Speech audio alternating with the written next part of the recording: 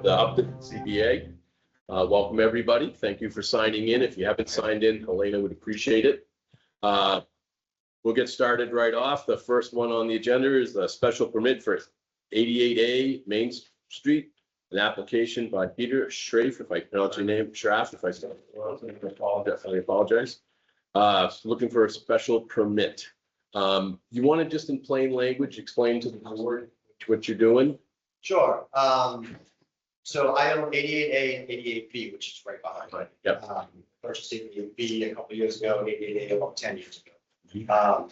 What I'm looking to do is just expand 88A.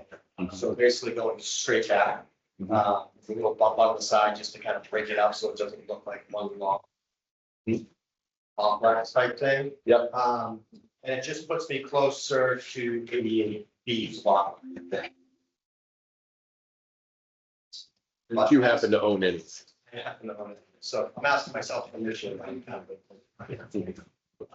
Michael would point out to me that I'm already non-compliant due to the original Main Street, ran about 10 feet off the front of the house, so the state owns the property there. Yeah. Now it's not further out in whatever that was, in Main Street. Main Street, so I'm basically non-compliant to this. So if you have to be in the special permits for that. You gonna lose any frontage when they change, update? I don't think so. This project, I haven't looked into it, but I don't think it will, because that's already been all reconfigured. I may lose, if they're redoing sidewalks there a little bit, but it's not gonna affect me. So basically, we're just gonna go straight back. What's the encroachment on the property line that you need? Like how many feet do you need? So So I'll be about 10 feet off of my property in the back, and then either side or anything. So I'm not sure exactly what the, so that back is with the 20 or 50? So the back is SRA, is but 25. So I'm about 25? I didn't double check the zoning bylaw, but Mike's not.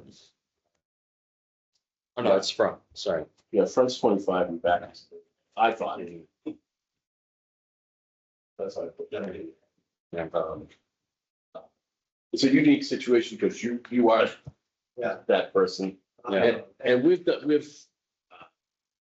in the past, if the reasoning is good enough, we've allowed it anyways for certain things, sheds and things like that. Yeah. A lot of it depends on your neighbors. I'm just gonna turn it right open to the board because these guys are the, yes, sir. Have you discussed this with the residents on number 86? Because among other things, you'll be blocking their view of the tire service place. I have discussed it with them, actually. We had he gave me a phone call once he got the notice in the mail, and he said he was 100% on board with it. He asked if I needed him here, and I didn't think I did. So yeah, we've talked about that because we also share he's been kind of through the middle of there, the old Northbridge Road. His driveway's on it, my driveway's. Good, thank you. Gonna go around. Should we not have more official plot plan? This is pretty rough. There's no requirement by law to have an official plot plan. And the second you pull in an engineer and survey it, it gets extremely expensive. It's included thousands of dollars. Yeah. And it's not an official requirement of the town to have. If he was going before conservation, conservation does require that. But that is not one of the rules for us. I can kind of address that as well. I basically traced, when I bought the house, I put a septic system in because there's only 2 addresses, mine and Wilson's Tire, that does not attach to sewer in that area. Everyone else has sewer. So I ended up doing a septic system there. So I basically traced the house layout with the property lines off of my septic system plan. Yeah. Which I can only assume that the engineer pulled the. Yeah, that has to be. So, Yes, sir. Through the chair, just apologies. I noticed I made a mistake in my staff review. I said that he was going closer to or I should say, the front yard was being impinged upon, but it's actually the rear yard due to the. Right. I mean, it's a very odd, you can see from. And the whole shape and where all the buildings are. That doesn't complicate the request tonight. It's still a request to expand. Yeah. We'll look down this side of the table because Oh, any any questions? concerns Bob. As the butter, do you have any complaints? I Sorry. have plans for B, so I have plans for A. We just gotta get the kids out of there. I got three boys living in there now. It's gotta be have them there and us in the other house, so. Yeah. And you think they're gonna leave? Yeah. I still have, By the time I'm done with this, maybe we'll get something else going on. I've got 2 out of 3 of mine gone. Any questions or concerns? I want to take at this time, open it up to any neighbors, because I always like to ask the neighbors for concerns. Is there any neighbors or abutters that have concerns on this? Anyone online have a question or concern? Please raise your hand. If not, I'm going to ask for a motion. All right, who would like to be the motion person to start off? You want to do it, Eric? Go for it. Move that we approve the application of Peter Schraft for a special permit to reduce the rear setback at 88A Main Street to, is it 15 feet? Is it 10? It's like 10 rows. 10 feet? 10 10. That's it. Or as presented on the plan. Yeah, there we go. He has noted 10 feet. Is that on there? Yeah. Oh, okay. Yeah. It's presented on the plan. Any second? I'll second. Seconded. Okay, all in favor? Like, I'm, he's, yeah, for, so, that's the, Michael Gill, aye. Bob Hutton, right, Bill Andrews, aye. Eric Russell, aye. Bob Unified. There we go. All right, thank you very much. The decision will get typed up by these two. And then they'll give me a call, I'll sign it. And from that point on, there's a 20-day appeal period that one of your neighbors could appeal. But it's always a good sign when your neighbors just like, yeah, that's fine, and they don't show up. Yeah, I talked to DeSantis on the other side of it. But part was too big besides the million one people that I had to send the lists to in Norton Circle because that conservation property line. Yeah. Everywhere else was fine. Okay, well, thank you very much for coming, and I hope this wasn't too painful. Thank you. Okay, variance for 14 Plumley Road, application by Daniel White. He's looking for a variance. I'm assuming Dan, what, you want to just briefly explain to us what you're doing, and it's very casual. Yes, absolutely. Yes, so we have a pool on the property and I just like to put a hot tub. It's kind of right next to the pool, a spillover. As far as the pool, I guess there's a 30-foot setback there, so we're just kind of ease into that a little bit. But there'd still be hardscape behind the hot tub, plants, grass, plenty of room between the hot tub and the fence. They wouldn't impact the easement whatsoever. All of my neighbors, especially the one that abuts me right there, Mr. Mike Pensack, he says absolutely, go for it. I did put in some additional plants as well, just for privacy. I have all of my neighbors are excited for it and no issues. I'm assuming there's fencing to keep kids out of this Yes, no, there's an existing fence around the pool. for the pool. Yes. And then you'll contain it with fencing. Exactly. Okay, That's enough. all right, I'm gonna open that up to the board, way to see what their questions are, concerns. Well, reflecting what the staff said, would it encroach on the easement? Sorry. Would it encroach on the easement? For the easement. How much are you bumping into the easement? So on the, right, so you can zoom that in, exactly. So where exactly is the easement line? Is that the first line in right there? Yeah, Yeah. through the chair, that's the one closest to the pool is Yeah. labeled the setback line. Yeah. And then one furthest from the pool is the easement line. So basically right where that is, so it's not by much, probably, I don't know, 6 or 8, 10 feet max. I think we don't have a problem with that, but you have to be aware that someone in the future could come and take that down. Who owns the easement and what is it for?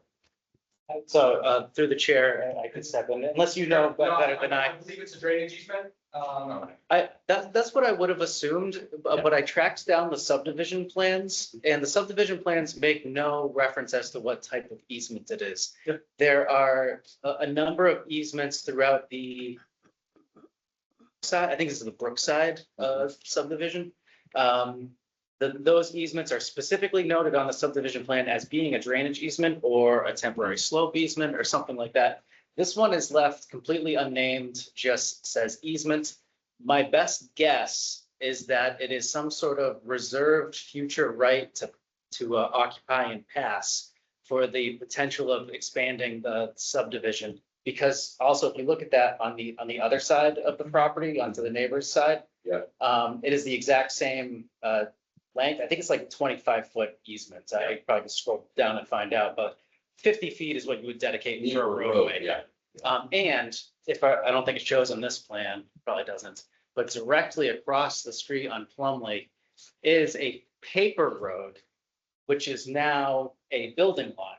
So that a paper road that matches up exact with that easement line into the other side of the subdivision. So the intent of that subdivision was to create more road and expand and create more lots in there. That never happened. It's now just a single lot. So that'd be my best guess as to what that easement was for, but Plus, it's not. you'd need 500 feet of frontage for AG anyway, so they'd have to be in.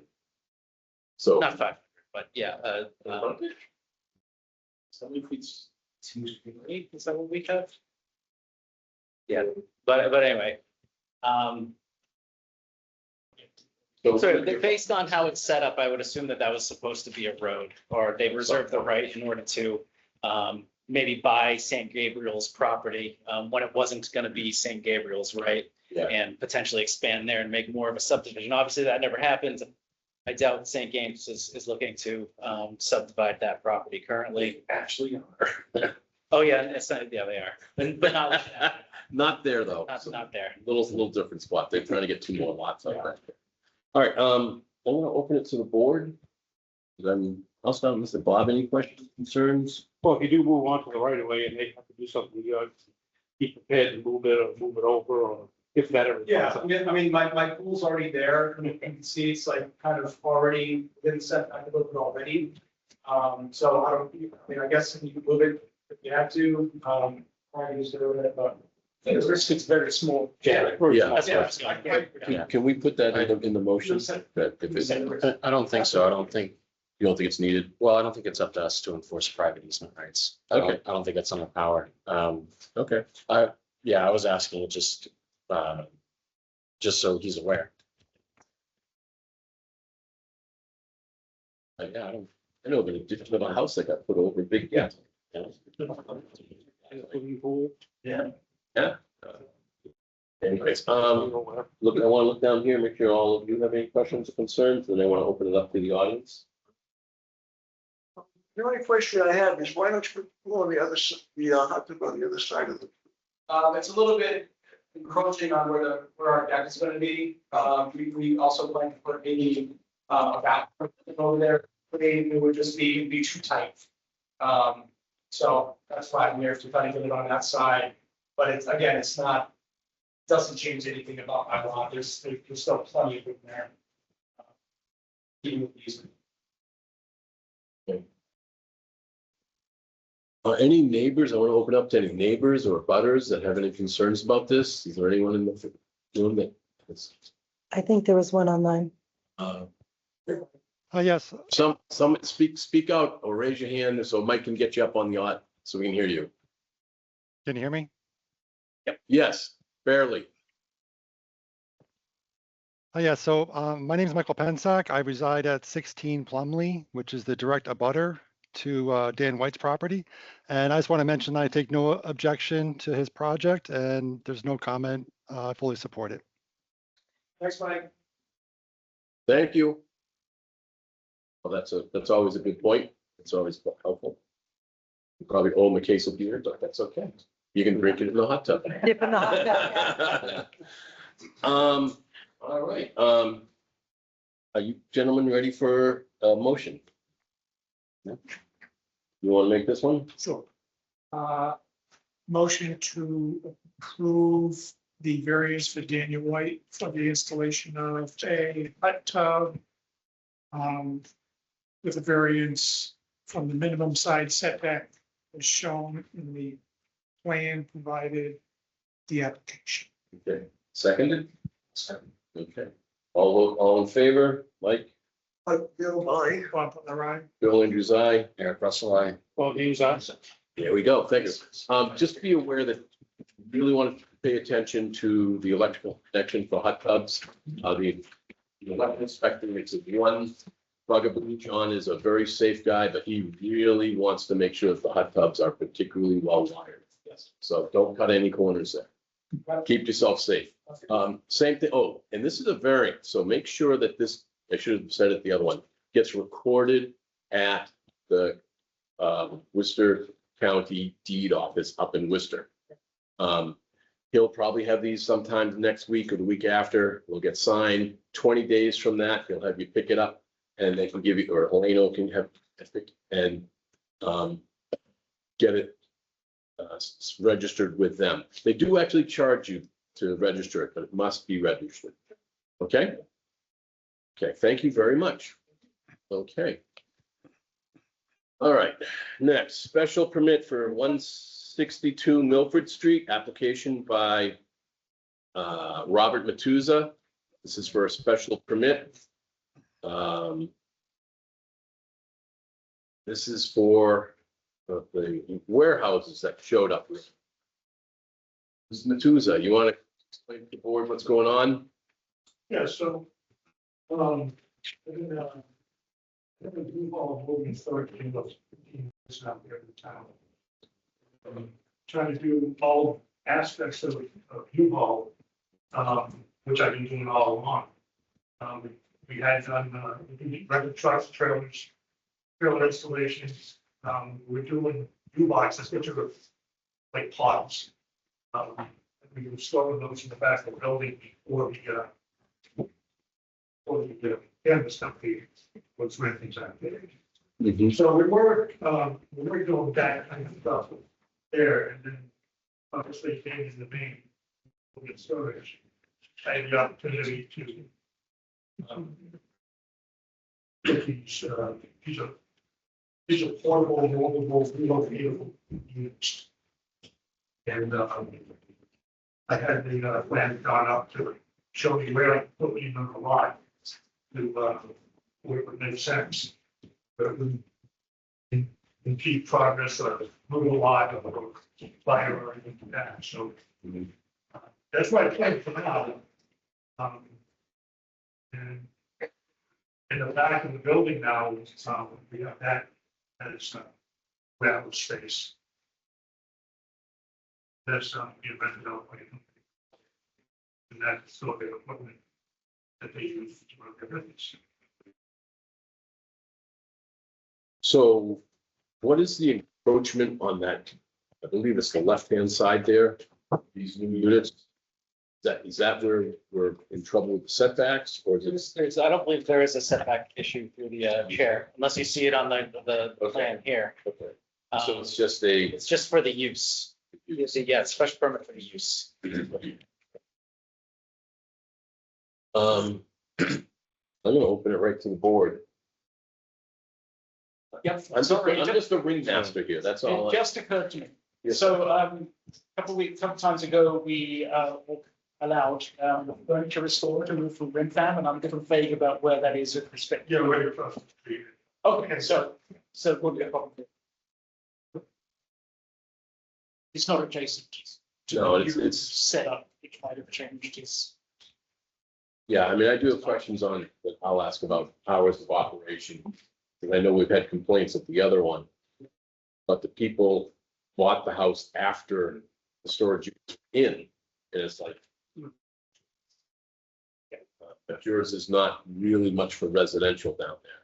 Yeah, this is, I was asking, a new commercial unit that you may not know about, so yeah. And the zoning down there is like industrial. Yeah, commercial. Yeah. So it's, I mean, it is an appropriate zone thing. How many additional customers does this like come to the property per day as a result of this use? Is this, I'm just kind of curious as to whether this generates more traffic. That's all bad. Or you're talking Yeah. about the story. For the storage units, yeah. But you may see one, so there's 22 units. Yeah. The trailer trucks, which I've got space for them there, they come more often than they storage. Yeah. The people that, you make them once a week, once a month. you Yeah. know? Okay. So there's not a whole heck of a lot of traffic, you know, that we know for that. Mostly, they put the stuff there and it's just, Are the hours of operation basically what you're already doing? My regular business hours. Yeah. 8:30 to 5 every day. Yeah. As far as, access to those units, daytime only, no nighttime. When it gets dark, your contract says after dark, no events. Now, there's more cameras out there than you can imagine. Yeah. Cameras at every angles and, I get all kinds of alerts from something. So, we talked about being it in. But doing my research and looking at, being with you all, place that small doesn't need to be hated. Okay. Gentlemen, I missed something. What's the business in the back? Large building. So there's a warehousing, it's a company called CBT Thompson. Several here, he runs it. And they store their equipment in there and they go out and they do services every day, not on property. Any different town municipality, big pumps, septic systems, like that. And they service those out on the road, but the parts get delivered to that. That's an existing business? What's that? That's an existing business? That's an existing business that, said. Well, through the chair, it's a business that is now leasing space from Mr. Matsousis. So it's not a pre-existing use. It's there now. The building's been there. Formerly, that was the grow rug operation, correct. right? Yeah. So the building's not changed. In that particular case, the storage units on the side isn't change. It could be, Lord knows, if they had two commercial trucks parked in the same driveway. Michael, I saw you had some suggested questions, one related to how many square feet there is. So we can determine whether that requires planning board approval. Yeah. Have you looked at that, or is that something we still need to? That's something that still needs to be addressed. How many, for the new storage space, how many square feet does that occupy? So they're, right now, we're at 100 feet. Size of the building. 50 by 10, that's, 50 by 10. So, yeah. I think that would trigger site plan review. But I'll confirm with them whether or not they consider this change of use pursuant to that section, because then sometimes they'll take a different take on it. Yeah. Okay. So can we approve it before? I want to, you guys okay if I open it to the neighbors? And Just wondering, like a maximum amount for authority control on how many are there, or how many units go in. Or if overall. it fits within if it fits within the setbacks, it would be planning, if it's in the setbacks, I don't. think Okay, we as have long as control. there's square footage, it's fine. Yeah, They there- don't limit it to how many, because well, there is Yeah. a sometimes lot, you have junkyards that bring one car, next time you go by, there's five. Not that we know you don't have the case. Yeah. but there's also, isn't there also, you're only allowed to cover so much of a lot, or is that not in the commercial? As long as you're under that, I have no problem. Question, that might not be applicable in this zone. Let me double check. And if it's all paved anyway, is it? I know. It's just, I know it just goes up in the code and Yeah, yeah. sometimes you want to, it's better to ask a question, get Yeah. Well, it's in the. Squared away. Stacked on top of each other. Yeah. Could be anything, not him, but. Yeah. Teacher might own it. It's 40% of the lot. Let's see, note 9. Note 9 is for the UCBP district.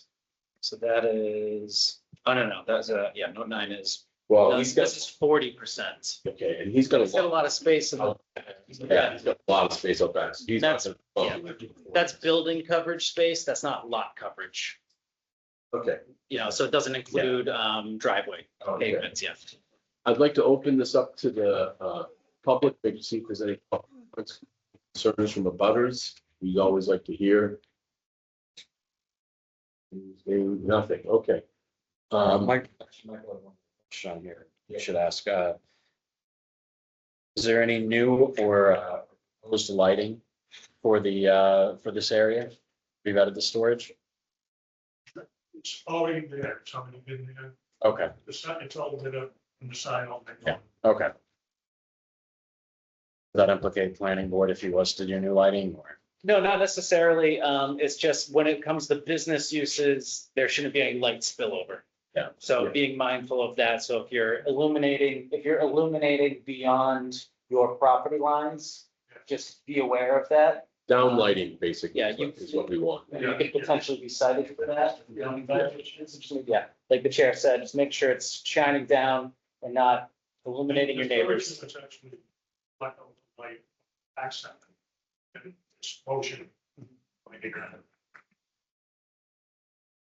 mean, we don't have that much commercial land in town. So That's it.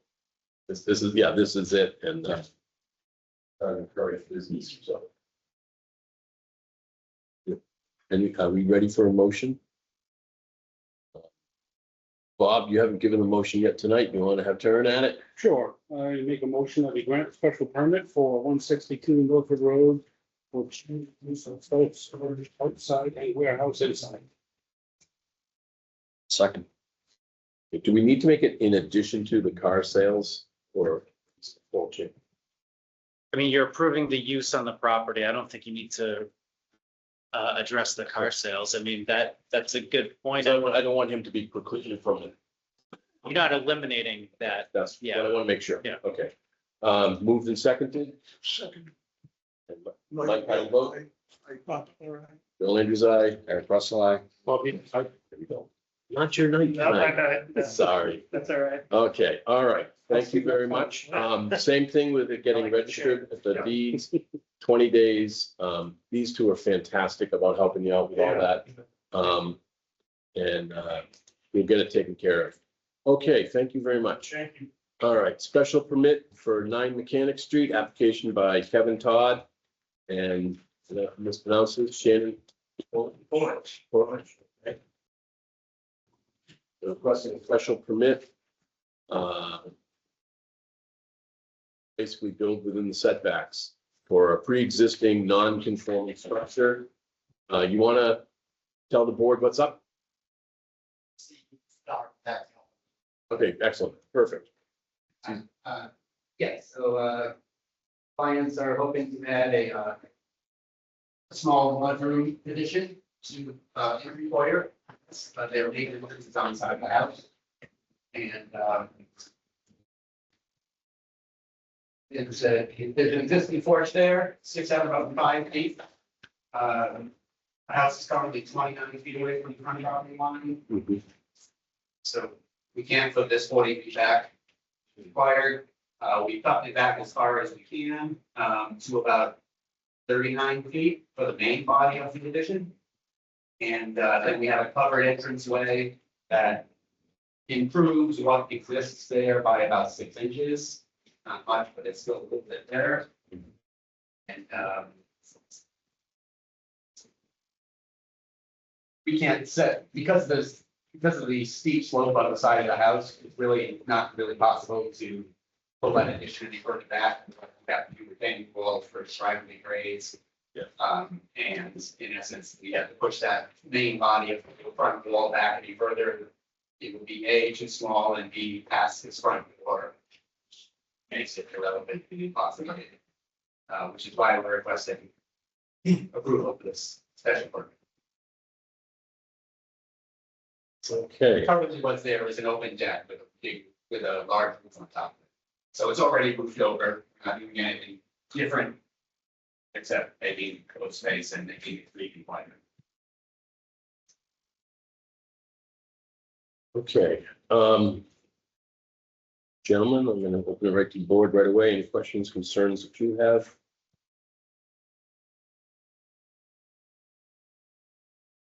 I have a question. I don't think it's going to be different. So it's on a slope, and currently any water flow can go through the existing porch and down below the house. So now any water flow will be diverted to the left. Do you see any change to the way that will affect the whatever's at the bottom of the room? He knows the site better than. We are gonna have to pour a foundation. You do, I would think we could build in whatever drainage. It's rather small, it's not a. It's not a huge amount. You should probably get some engineer to advise if that seems to be necessary to prevent any damage to. Yeah, it's not particularly bad on there.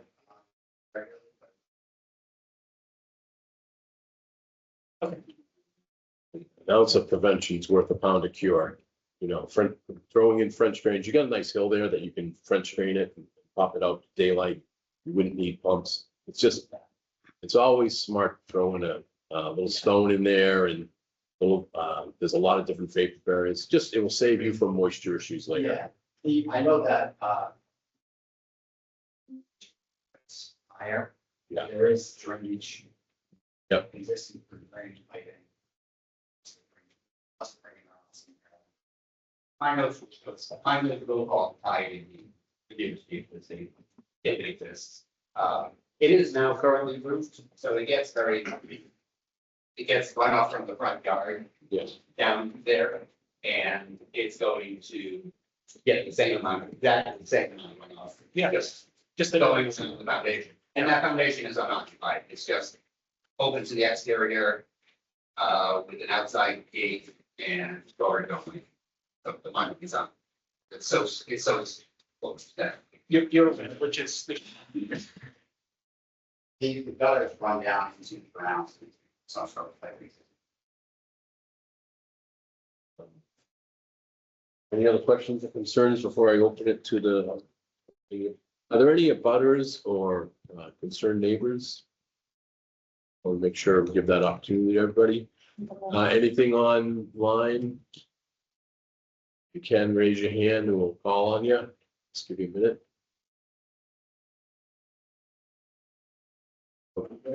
All right.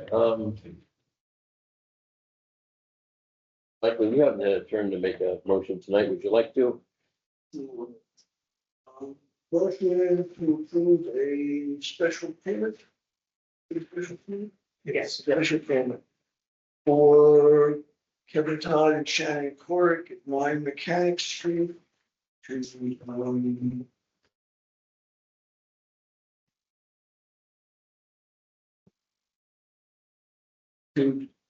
approve, to extend, alter, or change a pre-existing non-conforming structure as presented. Make positive findings pursuant to 300-3.3, such that there is no more detrimental than the existing non-conforming structure in the name. That's it.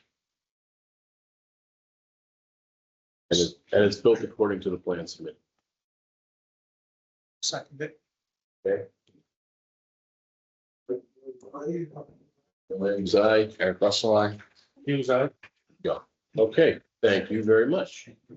Yes. Okay, same thing with the 20-day appeal period. Let these fine people get it written up. They'll notify you. Okay. I'll sign it. Certified by the town clerk. Then 20 days and get that up to the Worcester Registry. Registry of Deeds. And she can give you the information on how to get it. Have they fixed the entrance to that yet?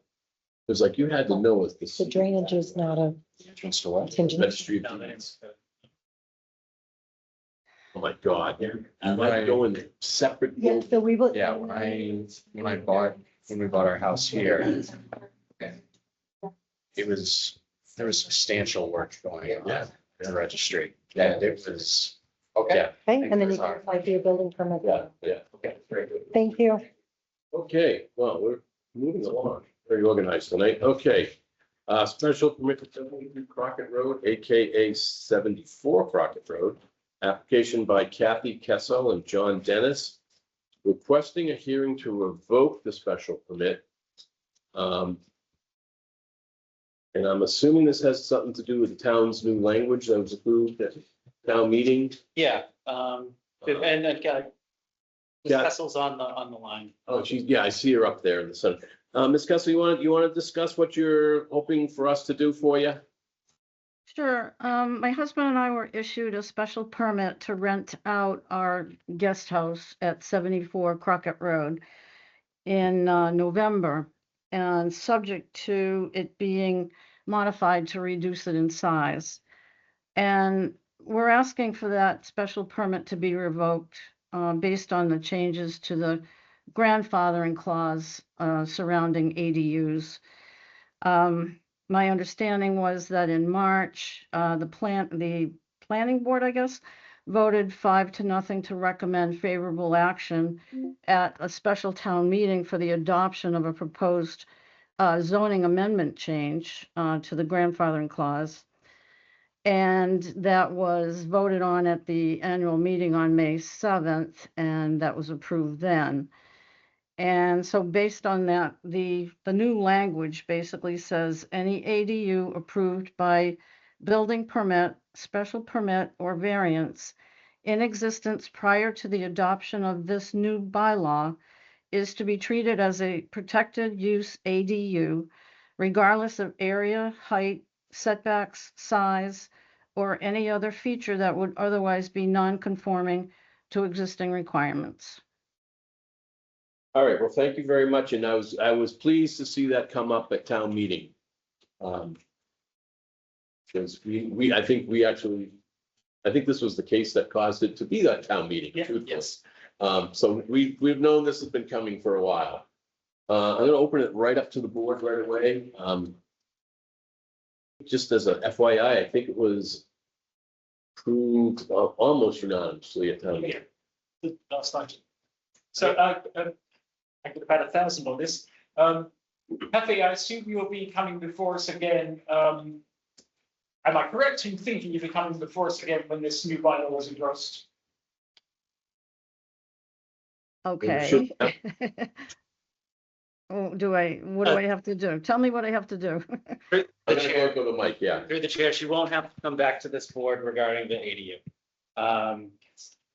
This is a request, I hate to refer to it as a formality, but it's basically a formality. Town council's opinion is that it's probably unnecessary for the board to revoke a special permit, but at the same time, there's no harm in allowing for the revocation because it obviously, Ms. Kessel will feel more comfortable that keeping that special permit on file isn't going to somehow complicate her vested rights through that pre-existing clause. And so, I don't see any issue with acting on that, but with that action then behind you after tonight, there will be no reason to come back to the zoning board to ask for anything with regard to that existing structure. So she can do what she wants once it's been endorsed. She's in here. It's basically back to the way it was before. Yeah. The whole. So it's by right. whole It'll mess be started. Yeah, it'll be by rights. Yeah. When it gets endorsed, and it's not yet. Mhm. Bible. Correct. If the ADU law was never changed in Massachusetts, would the special permit afford her any additional protection? Or is there any advantage to keeping it? Well, there has been a Sure. special permit issued back in 1980 something. And it would refer back to that one. wouldn't it? This one was like 2003 or something, I think it was, or maybe it was 1993. Yeah, I mean, it goes way back. Yeah. It goes back like 20 years. So that would still be given whatever protection it needs. We had a lot of discussion on this. You're protected, if you're granted a variance or a special permit, those rights are given to you as a property owner, and you can carry those rights forward without making any changes to that use. If state law relaxed the parameters around a topic that use was protected under, then a property owner would be able to capitalize on those relaxed regulations. But if it became more stringent, I'm not so sure, and it depends on how the state would want to change the language. So. The state's usually very reluctant to take away something that's already given. And I think you'd have a good argument if they take away something that gives you value. Because then they would have to compensate. So this really is a formality. Yeah. I don't know, I'd say it's just a formality. I think the reading of the old provision was wrong. I don't think we should have put her through coming back a second time. Yeah, but there's a special permit on the record that says what size of unit she can have. The bylaw is confusing because it says as of the date of adoption of this new bylaw, which is arguably the date of the town meeting that just happened. It doesn't work backwards. Oh, right, yeah, So I think our bylaw is still flawed, yeah. but I don't think she should have ever had to come and ask for this. Yeah. Okay. I think in retrospect, we could have worked with the building commissioner a little bit more on that to make the determination as the zoning enforcement officer. They're given the deference to interpret your zoning bylaws, and then, people have the ability to challenge that determination to this. Appeal it to us, yeah. Yeah. That probably would have been the better way to go with it at that time. But I agree, it's probably better to, in pursuit of what Ms. Kessel's asking for, to revoke. Just give it to her. Yeah. I mean, we didn't agree with town council's original interpretation of the original bylaw anyways. Yeah. They limited it to the stuff that was right before it, and in talking to the planning board members, they really meant it to apply to the entire document. But there were some language changes, because I don't think the word grandfathering was in their original, and I think that That was in there. it wasn't. That was a but the carryover. Law needed to be pre-existing.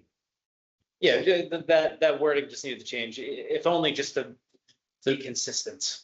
Yeah, the original way the bylaw was written was problematic, had issues, but the interpretation we were given read it completely out of the bylaw, which is not something we would normally do. Yeah. I don't think this fixes the problem, but I don't think that, I think it was grandfathered in the first place. So, yeah, I'm happy to grant the relief. I'm gonna open it up to neighbors or concerned abutters. Anybody hears anyone on meetings?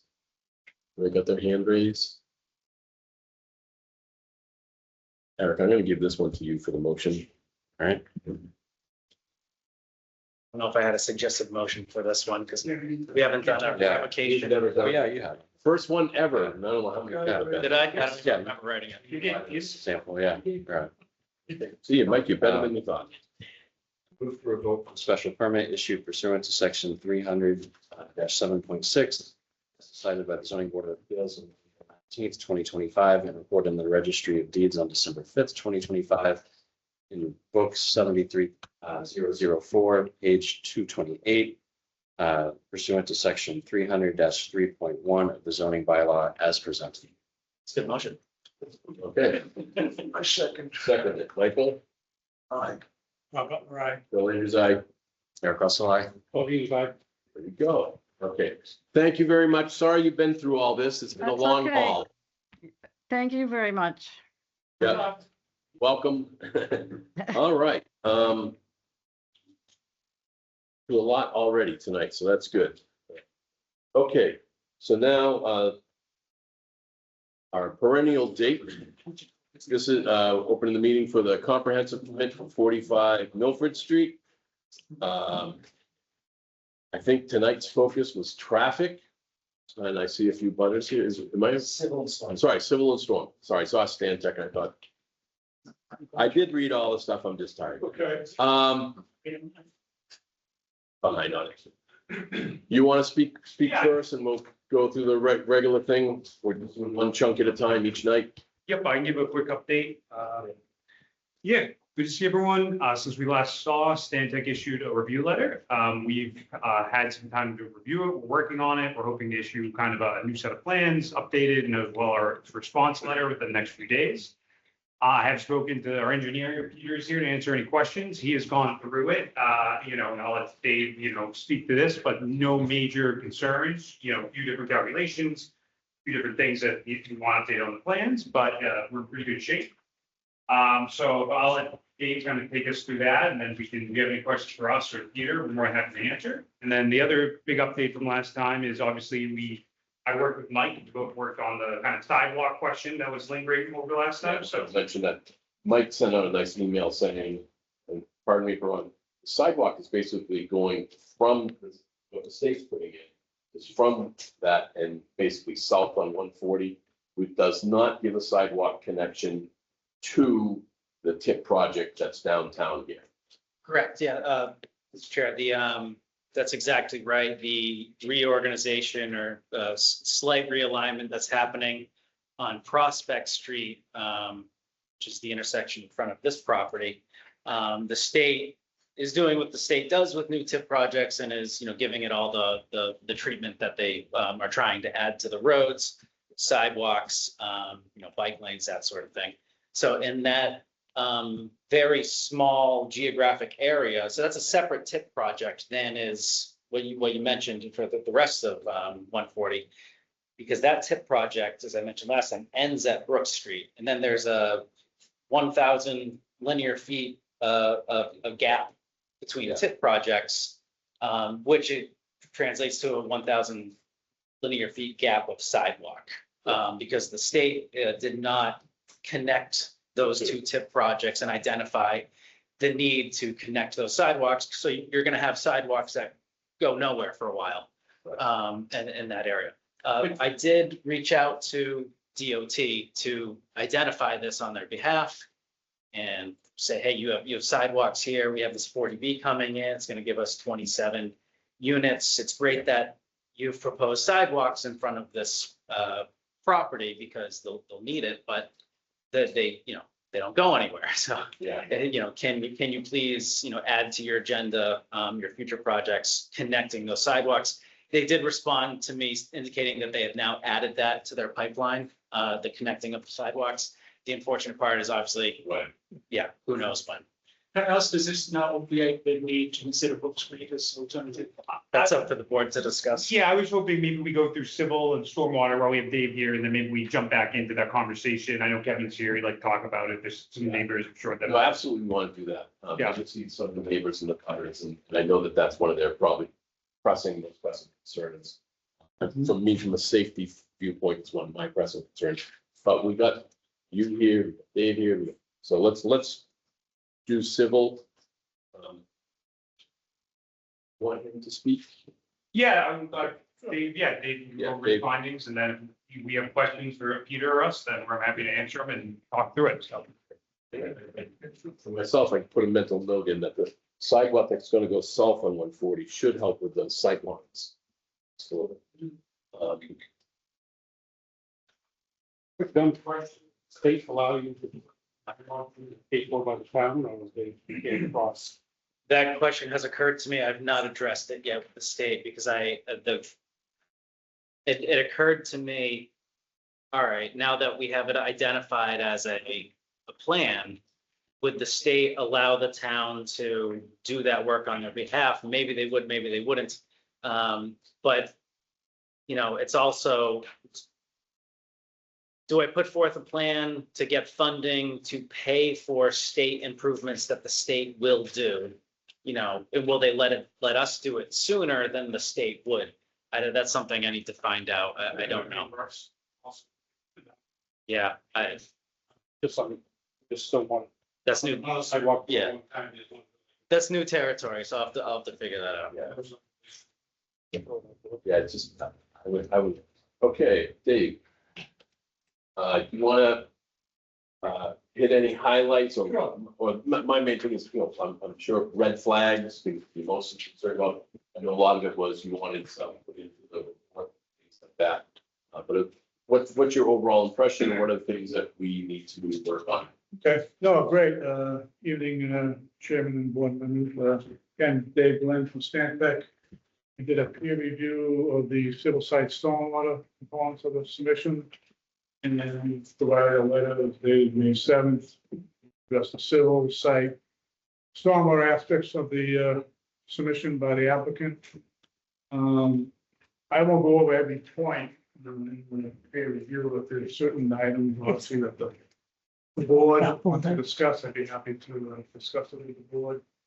I'll just go over some of the highlights that I think could be brought to the board. Great discussion between the board and the applicant. We did review the plan as per the Board of Appeals comprehensive permit rules and regulations. A few housekeeping items on that review. I guess the one that I want to point out was the request for waivers. And submission, the applicant said they would provide a list of waivers. I'm not sure if the board has received the list of waivers that the applicant is requesting for this, so it's just sort of a footnote that should be forthcoming to the, in their initial application, they did list a number of waivers that they would be asking for. Speak up. a bit. Sure. Speak up. Yes, yeah. Oh, I'm sorry, there is a list of waivers that was in the original submittal. Yeah. Was there? I believe that we supplemented that, we just Okay. got a placeholder. It's tagged, but it's. Yeah. Okay. Well, through the chair real quick, I mean, the waivers will be identified after this portion of the review anyway, because they'll be identifying things that they may need waivers in addition to what was maybe originally identified when they put the plan together. You know, through this review, we typically generate new waivers that are identified. So, Just as a side note, as last time we had comment from the historical board, have you had any more comments from any of the other boards? I can give one update, at least we're in front of conservation now. Yeah, that's one of the ones I'm. Yeah, so we're in front of conservation, he presented our plan, there were not a ton of major concerning questions, but it was just a present, and now they're peer reviewing. So if they can get it done, we'll be back in 2 weeks, but most likely it'll be the first meeting of June. So at that point, we'll have peer review and get any more kind of questions from Concom, so which will happen before the next CBA meeting in June. So there were no huge questions or concerns that have changed the plan, have resulted in a change to the plan. Well, hopefully this time they'll add something, because last time they kind of like, well, we're not doing that, so. through the chair, I can't remember if you had the planning board comments ahead of the last meeting or not, but okay. I'll, if I haven't already forwarded that to you, I will. It was basically their same letter from the last 40B. So, I mean, yeah. But I'll make sure you get a copy of that. It's just funny, because I think they have a lot of expertise and I have a lot of respect for them. And if they tell us a specific thing, we're the only body that has the ability to enforce these things. So help us out with telling us what's wrong. Yeah, there's not, and they have the expertise. And they kind of like, well, it's your ball, you play with it. I'm like that expertise, but fortunately we have you. So. Also, the fire department did comment relative to the idea of providing emergency access through Brook Street. And they, both the lieutenant and the captain and the fire chief agreed that they don't need fire access or any emergency access through Brook Street because they have 140. So they're more than comfortable with that. Okay. Still think we gotta make it safe for walkers. That's my own personal bugaboo. Okay, anything else, sir? Yeah, a few other items. Yeah. We did review it as per the site plan regulations also, and we had a number of comments on that. A few items I want to make the board aware of. Regards to the boundaries condition, as Michael mentioned earlier, the section of the Mass DOT project that abuts the project. That plan, we had to review that plan, and there was some additional information on that plan. Utility work, drainage work, easement work, that wasn't shown on an application, so they were requesting that all that information be provided on an updated plan. Yeah, that's a big culvert they're putting across the street right there. Culvert, and there's actually a cross drain that goes in their property, there's a new easement going in there. There's a few things that we feel should be shown on that, based on that DOT project. Which I'm sure they can include relatively. Okay. Landscaping, we did ask for a little more detail. They do a landscape drawing with a fence. A little more detail on that from the plan. Comment on the existing condition plan, recommending that be stamped by professionals, land surveyor. It's not stamped by professional land surveyor. Again, recommending status of the water main that's being proposed along with the sewer line that's being proposed out there. I feel if the 4th received comments from town DPW. They're brand new, so I hope they're done right.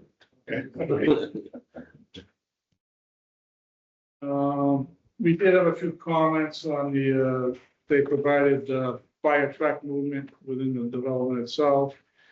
We were questioning whether the template that was shown was acceptable by the fire department.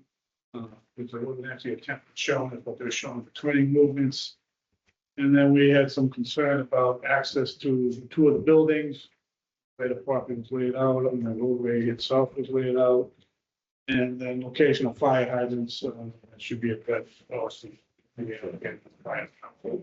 We pointed these out, but again, we're deferring also to the fire department. Plus, we want it to all documented in the plan. And I think one of the requests from the fire department on the previous 40, the one you've already got built, was have that fire hydrant in prior to the framing. It's going to be a wood frame building. That way you got protection right there. It's smart on your side anyways, but. We had a site visit with the chief. Yeah. He actually gave us the locations of the hydrants. Yeah. And I think one of the buildings that Dave was referencing, he actually laid out the way the driveway was, the way the chief asked us how he wanted to approach it if he was going to have to respond to the emergency. So it is reflected in our plan. Thank you. Good. Other comments, drainage system, sewer system, looking for a profile of the lines. There's no plan, the plan provides a no profile of those existing lines, so we're gonna see that profile, see if there's any conflict with utility and basically how it's made out. Couple other comments we had on stormwater management system. Looking for a little more detail on the outfall, sizing of the craft material, so there's no erosion at those outfalls for some of the stormwater bases. Some backup on that information. We did note that 2 of the outfalls are within the 30-foot no disturbance conservation has in the bylaw, and we just pointing that out. Yeah. Said they going for the conservation, so we just wanted to bring that point up that there in that buffer zone. It's 2 outfalls. I know they've been a little flexible on that requirement with the third on other projects in the past.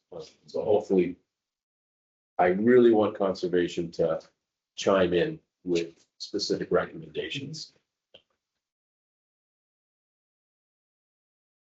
How far into the 30-foot zone are they? They're only 5 or 10 feet. Okay, so it's not like they're right at the 30. Okay. Okay. No, that's just small details, but. Yeah. On the actual stormwater analysis, when they did their pre and post calculations, they broke it into 2 different points of interest. We recommend they look at another point of interest in one of the abutting properties. It's like the flow of the water goes to another abutting property that really wasn't analyzed in the initial stormwater report. So we asked that to be further evaluated by the applicant. Especially if they're doing that high dirt banks with the trees on top, that should keep it. Most of the properties you go out back, it gets a little higher in the back part. So they bring the water should flow forward to the right there. Yeah, this was the property to the north. I mean, part of it goes right toward 140 and part of it goes to the north. This was that abutting property in the back there. There's definitely some wetlands. But they just can't increase the amount of water that goes back there. Whatever naturally flows there now is allowed. Okay. Guys, I'm gonna tip my hat to you. Oh, unless you have a couple more. Go for a couple more. I just always feel that these guys are equal partners in all this. All right. On the groundwater recharge that's being proposed, we asked for a little more information on the groundwater recharge that's being provided. We also asked for another test pit to be performed in one of the areas of the infiltration basin. Normally, you have to do at least 2 within the basin area. This particular basin, there are test pits, but they're not within the footprint the actual stormwater infiltration basically. Yeah, that's what. Are any of these concerns things that are gonna be, like non-starters for you guys, or you're gonna be able to do these? Yeah. Okay, that's important to know. Because whatever he says, we're gonna follow his directions. Just a couple more, yeah. Cross sections, a little more detail on the cross sections for the basins, they were sort of conceptual cross sections, but a little more detail on those cross sections to show additional information. Elevations and things like that. Elevation, existing grades. And then,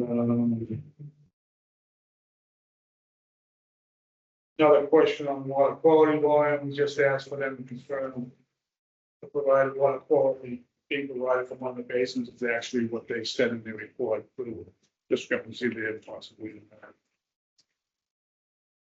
On the erosion control plan, looking for a little more detail on some of the erosion control measures that are being performed out there, being proposed out there. And then they also recommend that the NIFTY's stormwater intrusion prevention plan, which is required for developing more than 1 acre, that should be provided to the board. It's just basically an erosion control. And I think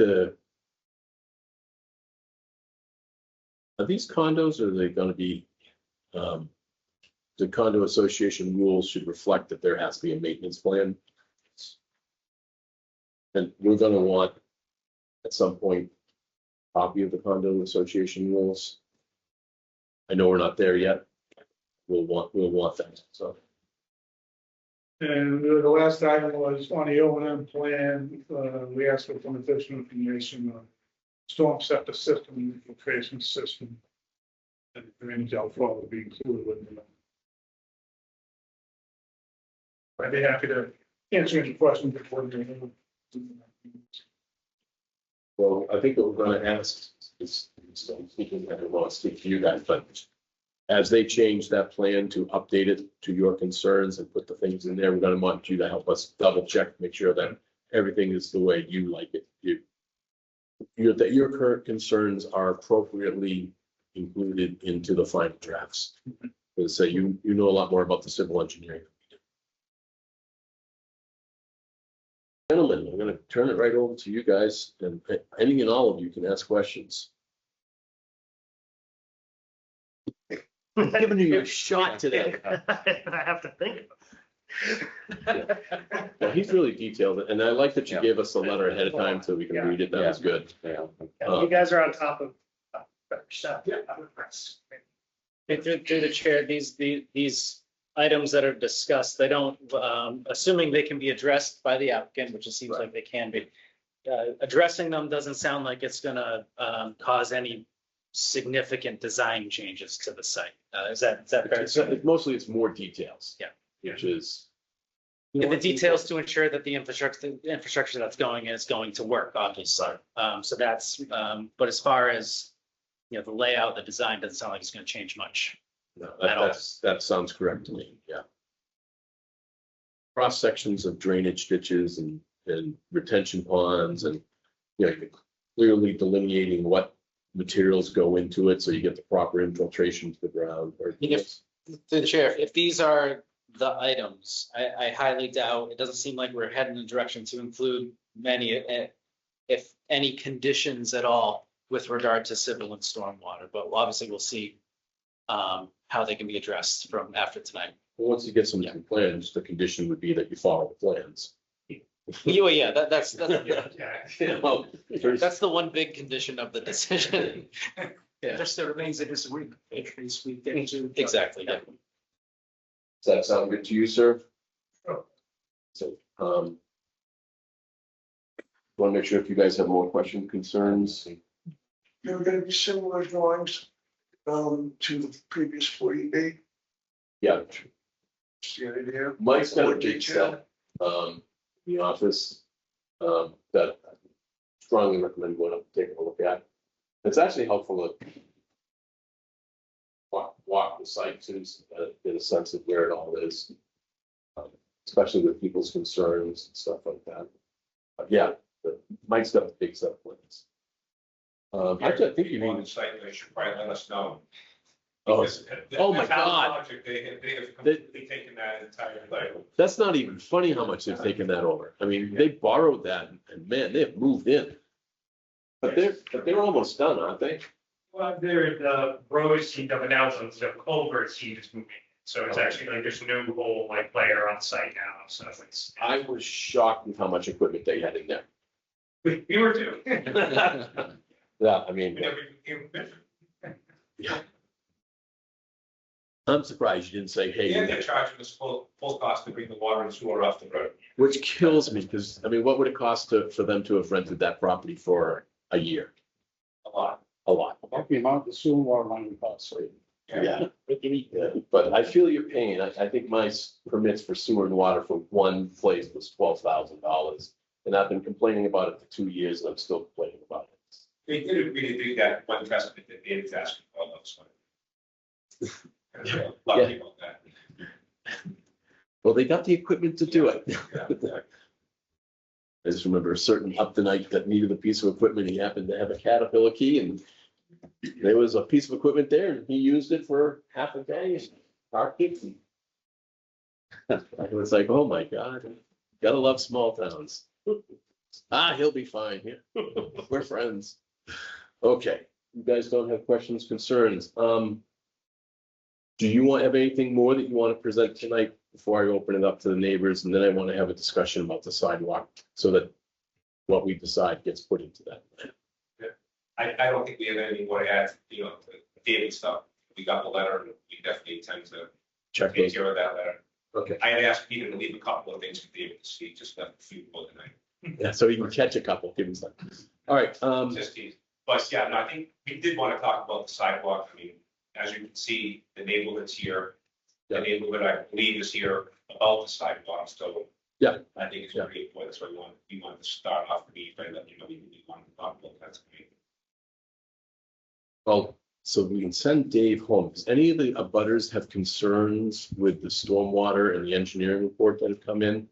It's because I want to make sure, hello, do you want to just say who you are so she can get you recorded?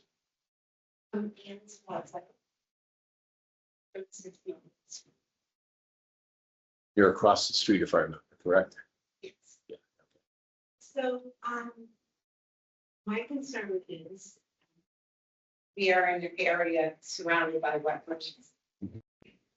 And, it lets, I don't know what's going on with the property again, except for construction site. But, 41 Milford Street has like a couple of, wetland resources and 45 abuts that. And there's also, you know, what's on this plan to the left and behind us, Brook Street. So we're surrounded by wetlands. So I'm concerned about like the changes in hydrology. Thank you, Mike. It's much easier to see what I'm trying to talk about. So that pond, right, that former pond that was filled. For the 30 years I've been living in my house, it's still been trying to be a pond. And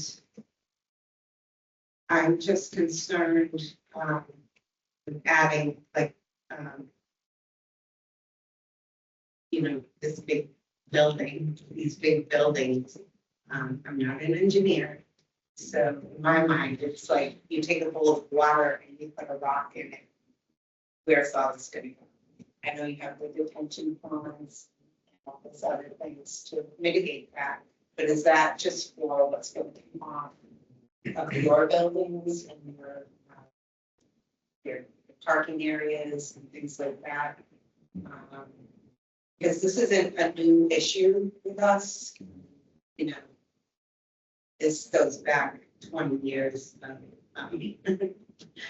I'm going to say with the ZBA, like 20 years ago, the owner of 41, he just wanted to put a couple of residential buildings in. And because he couldn't do, because it was business, just that one section, he couldn't do that. So he was forced to, you know, come up to Plaza, which really didn't make sense. You know, I took that full set of prints for the area now, and they looked at it, they said, you know, what the heck's going on here? Yeah. This is all wetland. We've surveyed all these properties, including Yeah. mine. And, something's not right. Yeah, So what you said about the planning boards, have a lot of respect for them too, but they Yeah. just kept bouncing. I'm not the only one. You know, Yeah. whole bunch of people on Brook Street, Elm Street. And they bounce us from planning board to conservation. Like I So- tell you, the big thing the rule of thumb I go by is no more water can leave that property than currently leaves that property. And that was a hard and fast thing. It sometimes makes for some very strange things. If you drive up by Bob's house on William Street, you'll see the condos up there. And there's like 4 retention ponds in a row that don't have any water in them. Yeah. They just sit empty all year round until you get a hell of a storm, and then they'll fill in. And I think, Mike, you'll have to help me out here. Is it 3 days, or you would know too, 3 days they want water to be held in? Or it gets, It's drained within 72 hours. yeah, it should drain within 72 hours for 3 days. So when you get a big event, it should hold it and then release it slowly. And that's crazy when you think of, like West Hill Dam. Doesn't really hold the water there. There's nothing, I mean, you walk down there, there's nothing behind it. But in a big event, it holds it, and then it either goes into the ground or it gets released slowly after 72 hours. So also, it's like, there was this disconnect between, you know, we're on a state highway and we're talking about a culvert. I knew about that because, you know, I get the notices for this. Nobody else knew that was going on. So when like they were submitting, you know, because these are improvements, which Yeah. is great because I think these storm drains are like from like the 30s or something. Yeah. But you can't, you know, and people are like, oh, well, it floods because nobody was taking care of the storm drains. Right. Which wasn't true, because every year they would come and they'd clean out mine, clean out the one across the street. It was a barn there, the barn was filled, you know, Yeah. before we knew better, you know, now we know better, so like, let's not, you know, keep No, I think, doing things that are detrimental to wetlands and to the abutters. And the waivers, you know, we'll have, no bond, you know, not looking, but, you know, so it's, but as abutters, we Yeah. rely on your expertise, the planning board, conservation. Yeah. And when there's no, connection there, and we've been living there for a long time. This has been a neighborhood, not a. Yeah. You know, it's, you know, people want it to be a business, so. Yeah. it is, but- So, no, I definitely, That's I'm what hearing I- your concerns. I agree with your concerns on many parts. The whole thing with the culverts has been a wake up for the state, that the state's been putting a lot of money into new culverts because a lot of the old ones were just backed up and not maintained properly. There've been some I don't know if you remember the big storms the western part of the state had, but the towns lost a lot of infrastructure because the culverts weren't cleaned out. And a lot of water built up behind them, and it was very expensive mistake to have to replace an entire road because a 24-inch culvert was filled with mud. So you have a new culvert down there, or will when you're all done. and they're thinking, you know, part of my property. Yeah, I was, you know, been living this for a year, so there's a lot of different things that are going on. But also,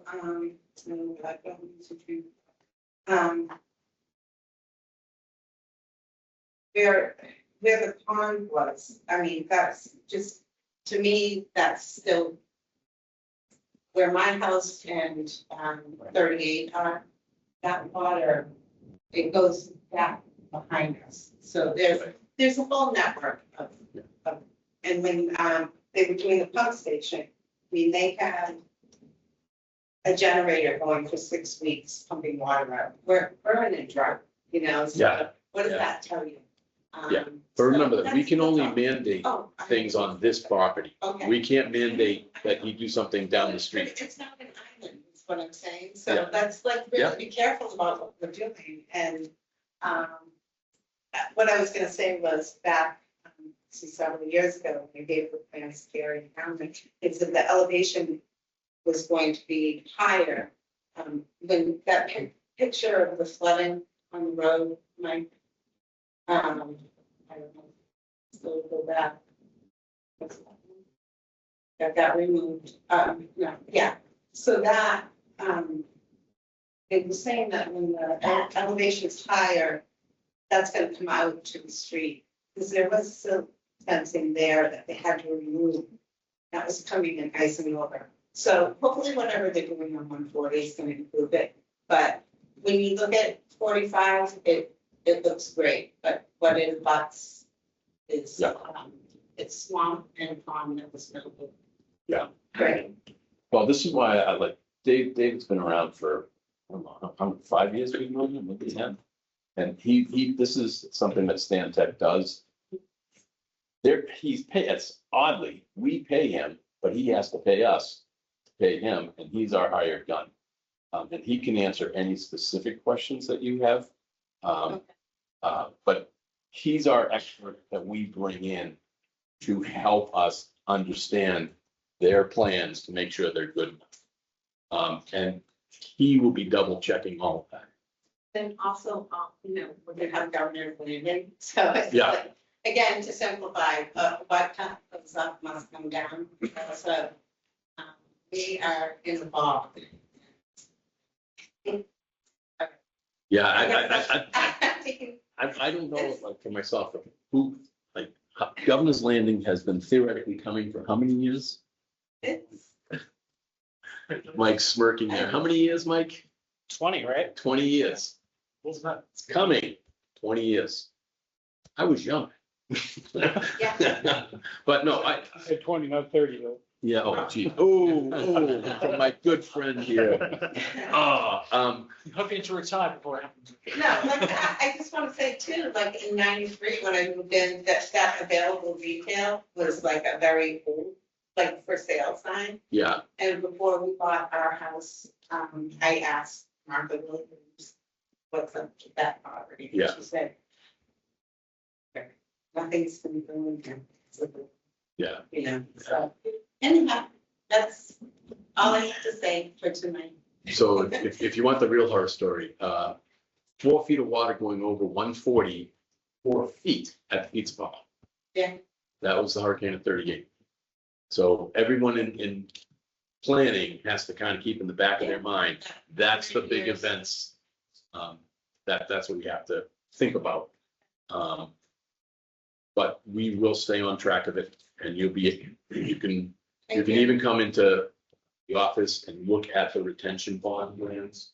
And once Mike approves everything, you should be completely. Yeah. Like, would you consider doing some kind of green infrastructure or anything like that, like plantings? Stormwater, I know you need the gray infrastructure, you definitely do. Outdoor pervious pavement. There will be a planting plan. Am I not? No, no. Okay, all right. Yeah, they're- No, you just look at me. Well, Okay, no, I'm not like, in some fantasy Yeah. world where, it's gonna be like beautiful.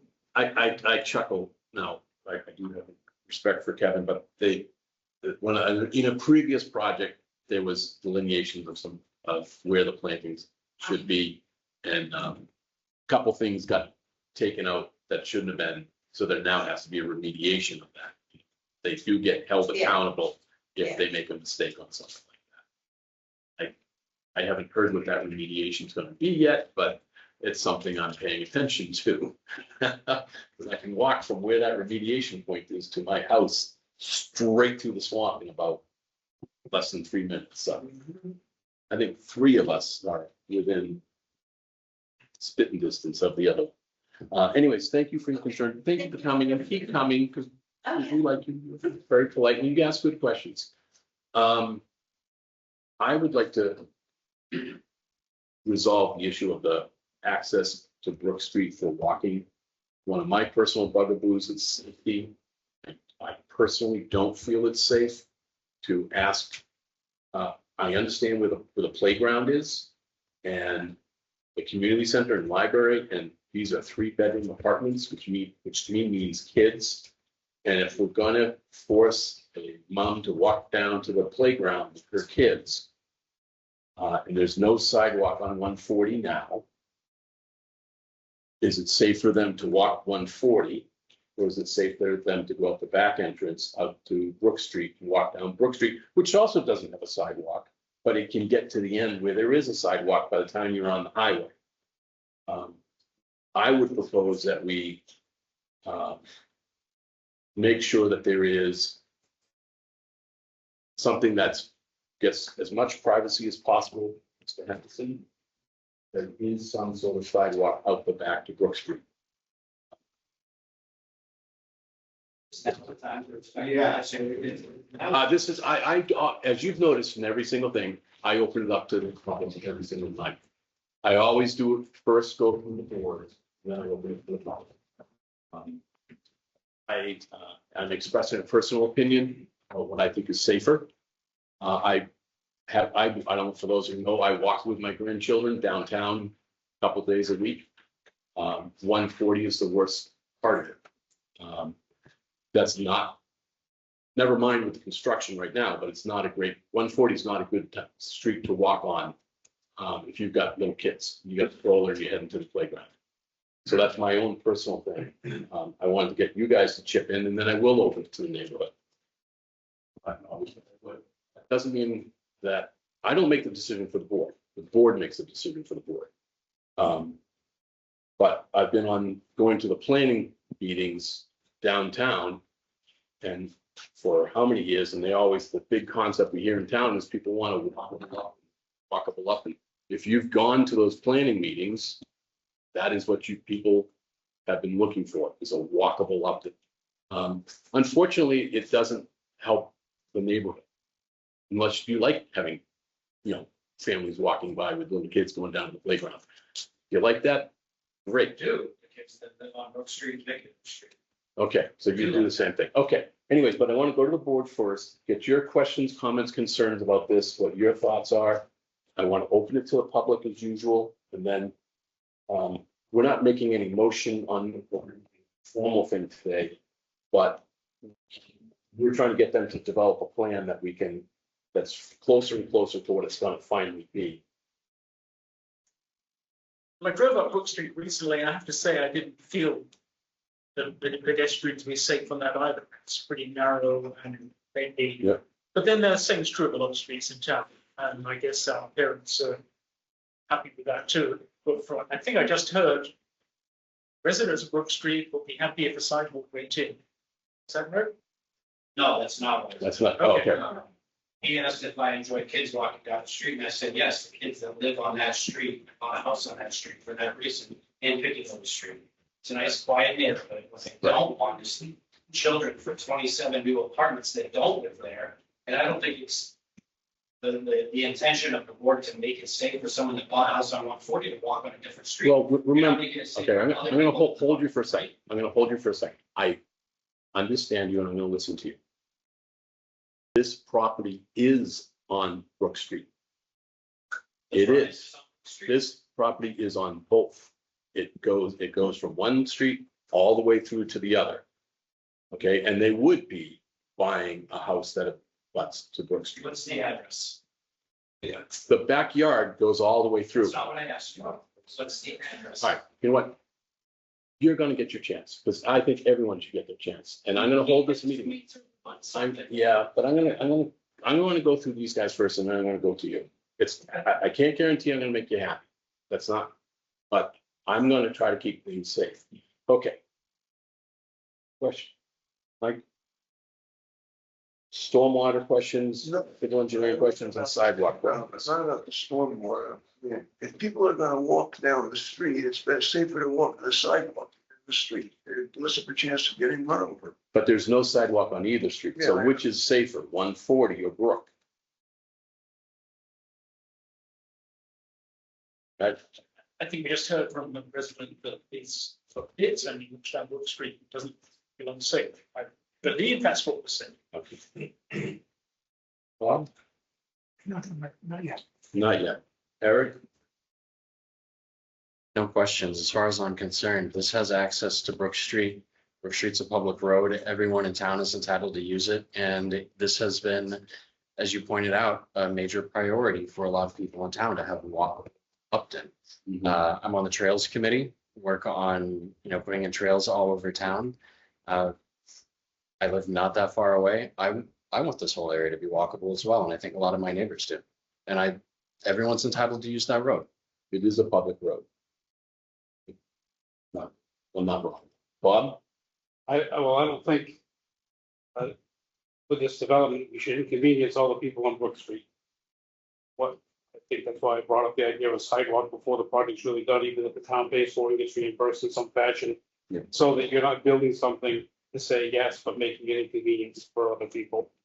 We don't have a sidewalk on Brook Street, you don't have a sidewalk on Piccadilly Street, which we have no result yet of how much impact that's gonna have, and say, yes, we put people down there because it's safer, and all of a sudden you have accidents and kids getting hit, and a neighborhood that's being forced to accept more. I think we definitely need a safe situation, but I'm not sure that's definitely safe. And when does it come? Exactly. We would like to have that. I just know that, so town meeting, for those who don't know, just passed an override for the DPW and an override for the schools, and that's adding $1,500. Depends on the value of your home. I But think- depending on the yeah. value of your home, somewhere around $1,500 to your tax bill per year. And some of that will go away when the DPW is built. That will go away in 20 years. That override for the school is not going to go away. So I think I can already hear the howling of the people. There's so many little sections of sidewalk that are missing. The section at the end of School Street that doesn't connect around the corner to High. It's only a couple hundred yards, but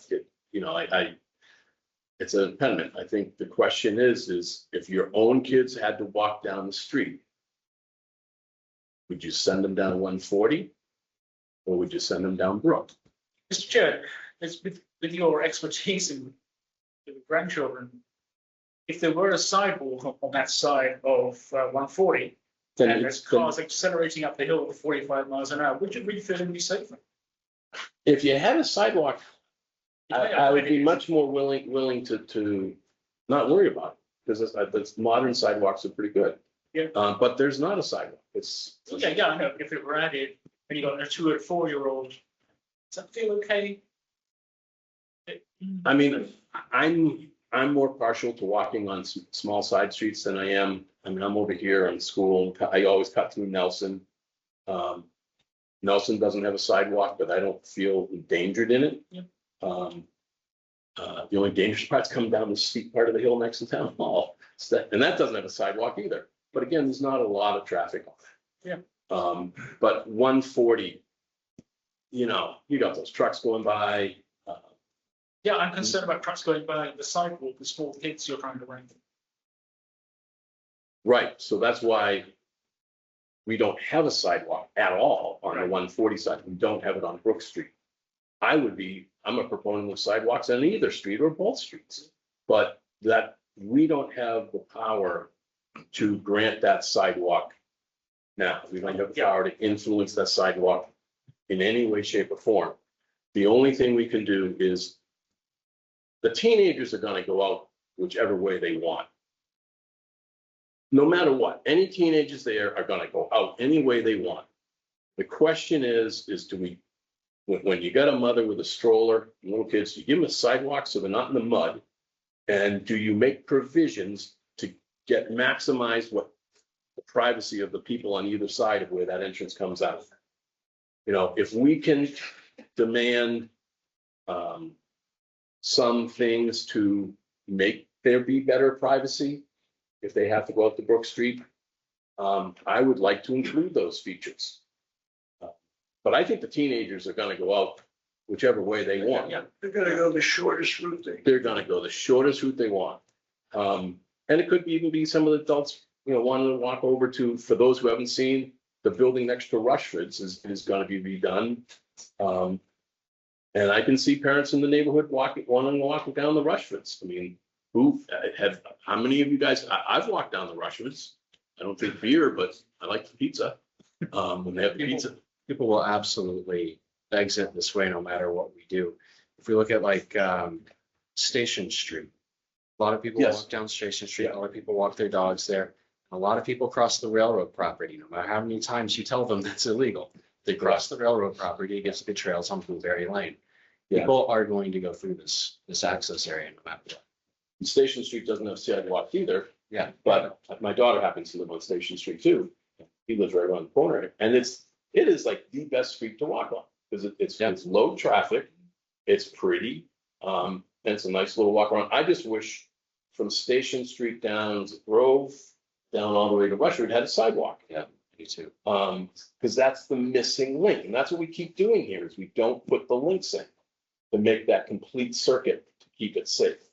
And we can't control the whole thing, but we can control, 25 feet or 35 feet or whatever it is. We're gonna make him put, actually, I'm not even sure, anyways.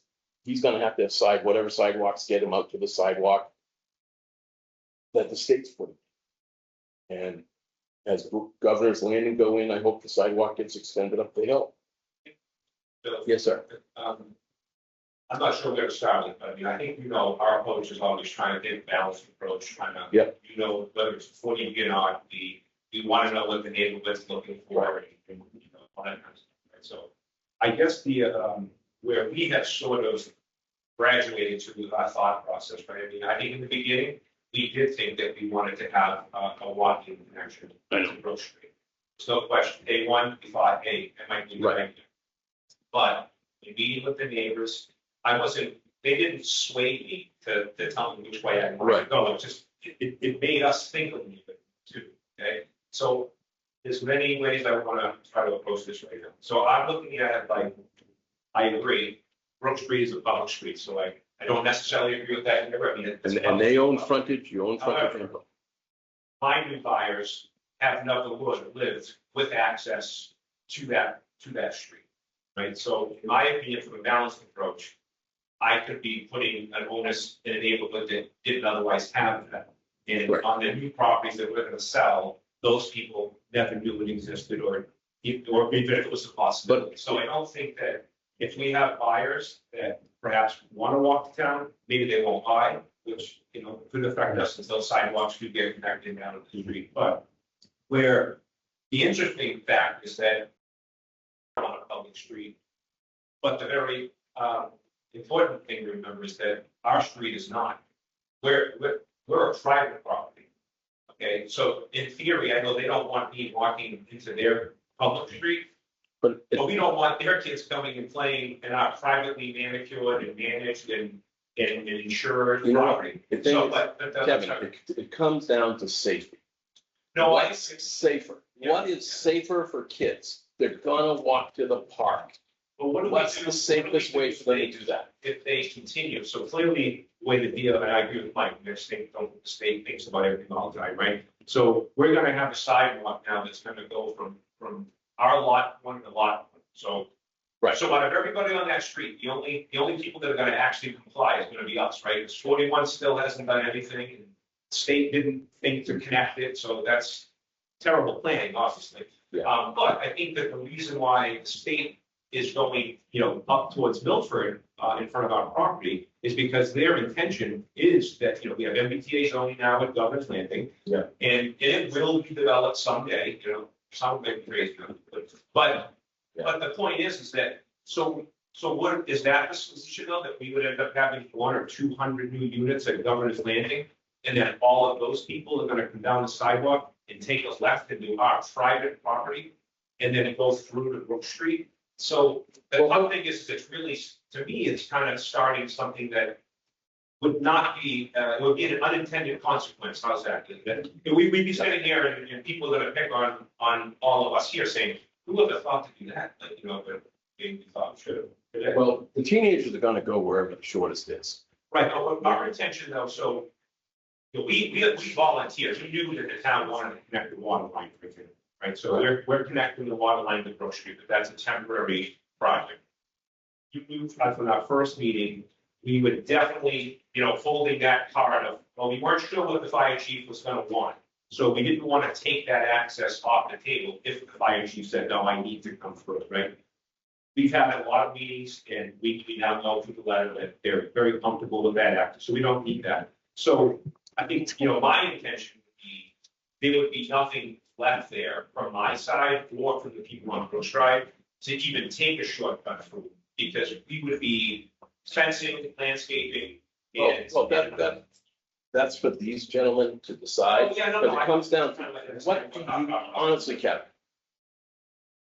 I like keeping people happy. I'm a gregarious guy.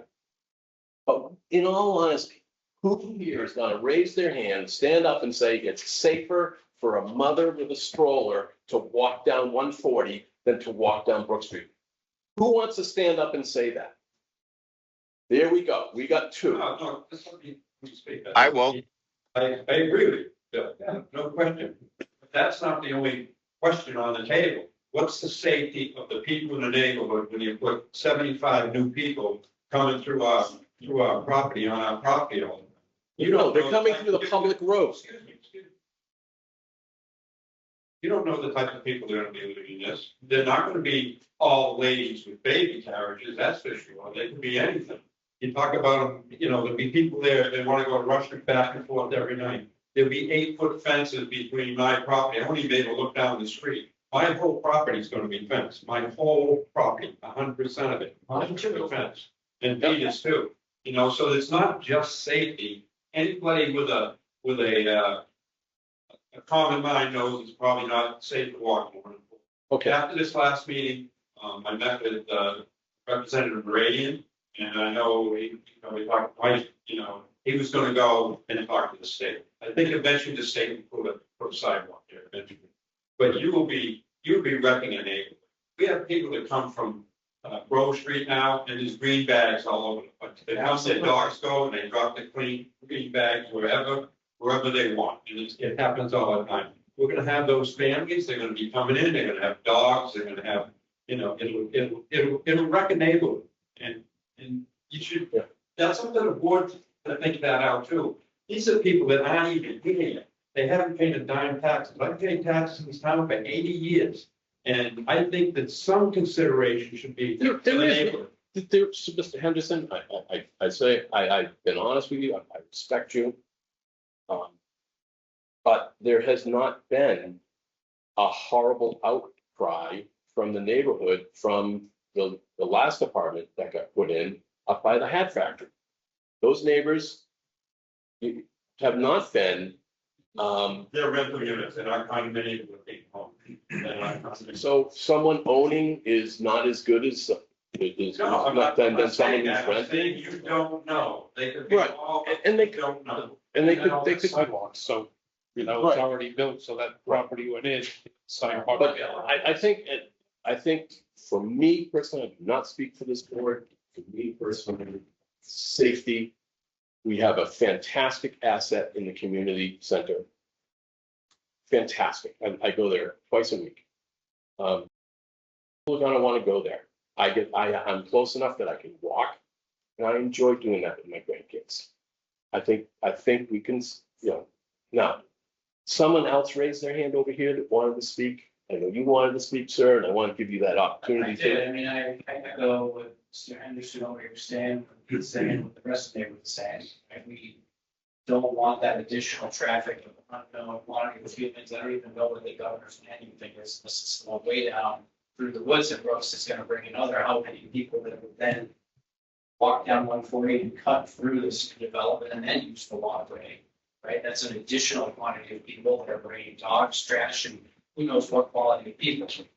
we've bought into that neighborhood. It's a nice quiet dead street. It's mostly families or retired folks. It's like it the way it is. Yeah, I so don't what- want this additional infiltration of unknown people because we want to make it safe to walk to a playground where they bought a house, no, there's no sidewalk to the playground.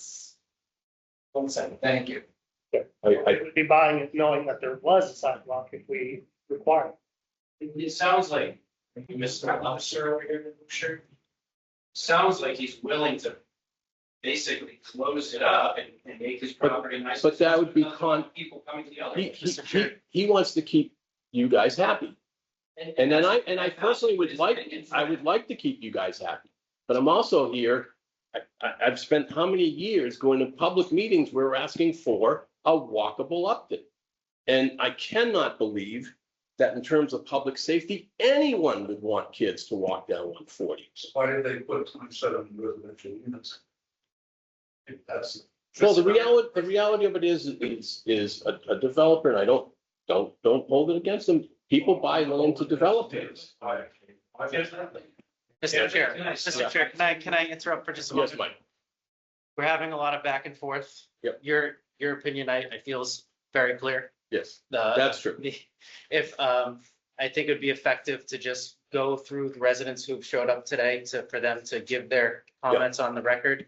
Yep. And then if the board would like to respond, after those comments are done, you feel free, or you can, Yeah, we'll take that approach. Is there anyone else that would like to speak about this particular issue? Go for I it. have one thing to say. It's a pre-existing condition. This is on one hill with a lot of other streets in this town. And if you want to walk up 140, I've walked up 140 before. I walked from home down to the center. And I've almost gotten hit because the cars come up 140, using it as a cut through, coming through Brook Street, going up Piccadilly to get to Grove. Every day they come down that street. The trucks come down that street. So if you think Piccadilly and Brook is much safer than 140, I don't think any of the streets without sidewalks are. But it's a pre-existing condition, and these people moving in shouldn't drive the decision to force a neighborhood to be overcrowded, to be encroached. I'm gonna feel like I'm in freaking prison, pardon my language. Okay, by having fences around me on 4 sides. I'm not gonna, make my driveway a blind driveway, so I can't back out. So the encroachment on me is significant. Well, this is why I want to say that. It's significant. I don't want to hear any more. Wait a second. You said a lot to us last meeting, which was very unprofessional. So I'm trying. Excuse me. I took the courtesy before the meeting. I came up to Mr. Henderson, who I respect. I told you ahead of time, and I thought that was extremely courteous. You need I to do your homework. I did not yell at all. You did. When you two need to do your homework, the Hendersons.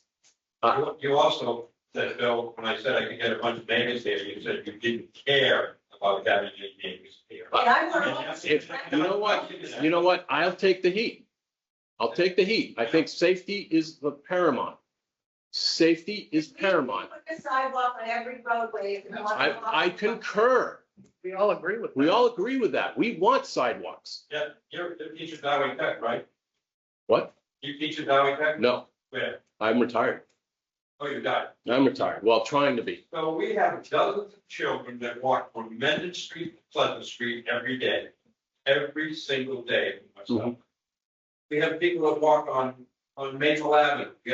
We have our school children. If people are so passionate about this, why don't we have sidewalks there? But you've been to some of these community meetings. Yeah. I've seen you there, and you've heard that people do want sidewalks there. There's no priority money. That's why there's no priority for Right. people to do that. Right. I think all we're looking for is not just the lady with the baby carriage, but how about us that are there, how it's going to disrupt us. Right. And you haven't put that into any of your factors. You're just saying the lady with baby carriage. And who says there's going to be ladies with the baby carriages? Okay. Guys. My board member, you tell me when you come to my house, how many people have been at the site? So you can come to my property every time and we'll show you what we're concerned with. And I think your concerns are legitimate. This is why I want to make sure that should the board, not me, should the board choose to make sure that there is a public access to the public street, that we try to embed things that protect your privacy as much as we can on this property, because it is a connect, it does. Have that option, but it doesn't show on the plan. Exactly. It doesn't show on the plan. That's what I'm saying. You have the option. But that's why we're having this discussion now, so that I don't think the board's ready to make a decision tonight, but whatever's going to be done needs to be reflected in there. Okay, so yes, it does need to be in the plan. I concur with you. So it's not there, so why is it for discussion? Just because there's a. Because it's not there. Okay, and I don't speak for the board. Again, I don't speak for the board, but in my own opinion, I think it needs to be into that plan. And also whatever protections we can do to make it private to the abutters. There's nothing you can do other than put a fence up. It's 24, that's all. Well, when we make a decision, because, you know, we get here as the neighbors, and the people that are affected, there's nobody on this board that's affected but us. Nobody, you people go home, you go to bed, you get up the next day, and you won't have a problem. It's affecting us. I concur. Townspeople. So I think the board has to think, well, what if it was next to my house? And not just think about sidewalk. I think there'll eventually be a sidewalk on 140. I think that they get, I don't know. I hope so. Another tip program, eventually will be there. Kevin's put the section sidewalk in, 41 will put a section, and then you've got the last section. But I think it's incumbent on a board like you to force that, to say, hey, listen, we think that. We're trying to force sidewalks, but it doesn't go over well. Yeah, it's not really our authority. So you put them on the Can't street, tell it doesn't anyone have to build sidewalk. So you're encroaching on personal property. No, public road. Brook Street's a public road, and this property is on a Yeah, public but there's road. no sidewalk. It's still a public road. Okay, folks, we're gonna go round and round. We're gonna go round and round. It's not on the street. We're gonna go, excuse me, ma'am, we're going round and round on this. I think Mike's right. I don't think we're gonna take a motion on this tonight. No, but it's the seeds planted. You know, I think I would recommend people, I saw most everyone had walked the site. I would strongly recommend you do that. If you haven't, I think everyone has. And that we approach this the next weekend, or the next meeting. What's the next thing Maybe for? we should get anybody else who came here. Oh, Yeah, I did, so it's, And there's also a couple people online. okay, so what I should have done is, I did this at the last meeting, is if you concur with the speaker, is you go like this, and then the board knows how many people agree with that opinion. But if we have people online that would like to speak, let's give you an opportunity to do that. Just unmute yourself and. Unmute yourself and speak, and if it's too many people at once, we'll have Mike organize it. I'd like to speak, please. Yep. Who is this? This is Matt Gordon. I live at 25 Brook Street. I have to agree with Dick Henderson. There is, first, the contractor should be responsible for putting in a sidewalk from their place down to the the existing sidewalk. That shouldn't be on the people of Brook Street to take on to all the extra traffic. They also spoke about how people come flying down Brook Street off of 140 to get to Piccadilly, to get to Grove Street. It happens daily. When I used to bring my son down to the school bus, which is right at the corner of Brook Street and Piccadilly Street, there'd be cars flying down there, not stopping, almost hitting the bus. I've called the police and made numerous complaints about FedEx trucks, Prime trucks, delivery trucks, people just not knowing that this is a dead end side, come flying down the road, not caring that there's every single house except for, I think, 2 on this street have little children. So there is a severe safety risk for these people to be coming down Brook Street or Piccadilly Street. And that someone's gonna get killed, and it's gonna be unfortunate because it's gonna be children. And I've said that numerous times to the police department, and they don't do anything about it. So this is gonna be a serious problem if someone is walking from that townhouses through Brook Street and gets run over. There's no So point it- for them to be coming through Brook Street. The contractor should be responsible for running a sidewalk from their development down to the existing sidewalk on Brook Street. It Just shouldn't as be a our responsibility. placeholder, we cannot legally make the contractor do that. We don't have that legal authority. We can't force any conditions beyond the property. We don't have that ability to do that. So that is, it's unfortunate, but it is the reality of what we're dealing with. One of the board members had a question. Was the gentleman done with his Oh, comments? sorry. Yes, thank you. Matt is your name. I agree generally with what you're saying, that I'm surprised that there's so much frustration over the safety element of this, where you're saying that if we connect these roads in, that it connect to Brook Street with a sidewalk, that this is going to decrease the safety of your neighborhood.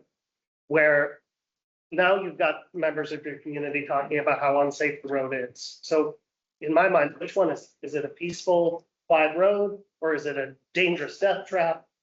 I'd like some clarity on that. And then furthermore, go ahead. It used to be a peaceful neighborhood. It used to be nice and quiet. I've been here since 2010, and it's not that way anymore. Like I said, Well, there's too many. then I would think that maybe putting in this one connector is not going to make or break. But I agree. What you guys are here upset that we're talking about adding this connection. And, you know, all credit to the developer here for working with you guys. But why aren't you looking at him, asking him to put in the road that we, or the sidewalk that we can't require him to do?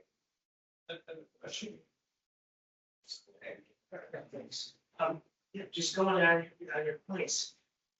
You could the contract entertain putting in the additional sidewalk to connect past Brook Street. I would love that. If you offered it. I would love to see him, you know, extend the sidewalk on Milford. But we can't require I it. know you can't require it to, But I talked about it several That's a gesture, but That's totally up to him. okay, I didn't know if it was. Well, it's not totally up to him. It's also up to the people who own the property he'd have to use to install that sidewalk. Yeah, It's not up to him totally. yeah, because there's landowners along that whole Yeah, path. that's from.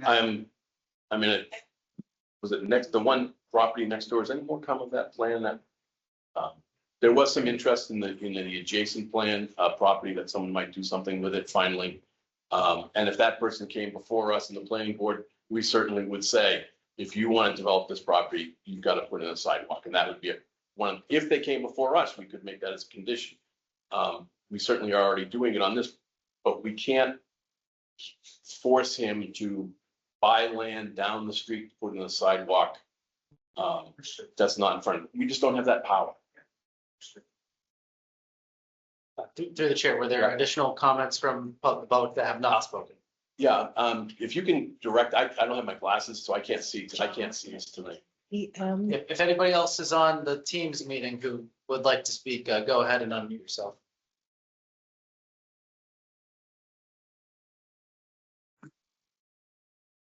Okay. Hear that? I don't think we're gonna resolve this tonight. Yes, sir. Yeah, that's all right. Just to summarize, so it sounds like the developer is willing to block that access once it's built and developed to appease existing neighbors. Yeah. Like the sound of that, that would make everyone happy, but does the board then have the power to prevent him from doing that? Yep. And make a walkthrough? Yes. What if he sold that piece of land for a dirt cheap price to one of the existing butters? Well, how these board members would react to that, I do not know. But I know, I know. Does that solve the problem? Keep No. everything on the up and up? No. No. I'm all about public safety, and I'm shocked when people aren't about public safety. And if, I know you're overstepping. I have a vested interest. I live on that street. I don't know. and these people that will don't also, exist. and what year did you move in? What? What year did you move in? 2013. Okay, so you moved in, was the neighborhood upset with the quality of you moved coming in? No, you're a good person. Everyone that moves in isn't a terrible person. People say they were gonna. I know, but I'm, Unknown quantity for this. exactly, and In this, this room, I know, it is a known one. but it's a public road. Why, if they sold that piece after the development deed for it was over, is that not on the up and up? And that doesn't check every box for me.